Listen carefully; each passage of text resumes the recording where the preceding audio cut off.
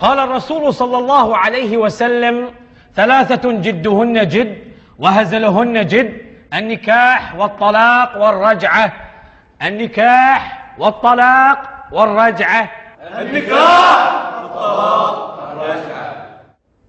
نعم يا ابني. أستاذ، أنا الحين أعرف معنى الطلاق وأعرف معنى الرجعة، بس النكاح شنو؟ سؤال جميل. النكاح هو المسمى الشرعي لزواج الرجل بالمرأة. لزواج الرجل بالمرأة. بس أنا أستاذ للحين ما فهمت. يعني أنا أقول لك: يا فلان زوجتك ابنتي، وهو يرد علي ويقول: وأنا قبلت، فتصبح على هذا الأساس زوجته. لا أستاذ ما فهمت. يعني يا جاسم أنا أقول لك: يا جاسم زوجتك ابنتي. وأنا قبلت. قبلت؟ إيه. قبلت شنو؟ أتزوج بنتك. زواج بنتي يعني؟ إيه. لا لا لا لا يا طلق طلق الحين أقول لك طلق. لا أستاذ بابا مطلق. شنو مو مطلق به؟ أنا كنت أشرح لك الدرس، ما كنت قصدي أن أزوجك بنتي. أستاذ الحين أنا تزوجت بنتك على حسب شرحك لنا، وكل الصبيان في الصف الحين شهود، صح؟ صح.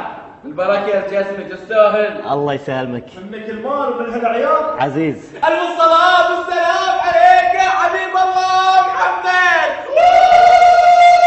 مبارك أرسلت بينك وبين قمر واللي ذبح بين حمرين الله يطول بعمره. بس ولا كلمة بس. وانت قاعد مكانك بعد. وانت طلق الحين طلق الحين طلق. لا أستاذ بابا مطلق. طلق زين. سمعوني الحين راح اشرح لكم موضوع الطلاق، وابيكم تركزون في ذي الموضوع، خاصة انت. الواحد اذا بيطلق زوجته لازم يقول لها: يا مريم انت طالق. سمعتوا؟ وراح ابتدي فيك يا جاسم. يلا ريبيت وذ مي. قول: يا مريم انت طالق. يعني الحين اسم بنتك مريم؟ حي الله عمي ابو مريم. بس تدري عاد؟ قم. المدير تعال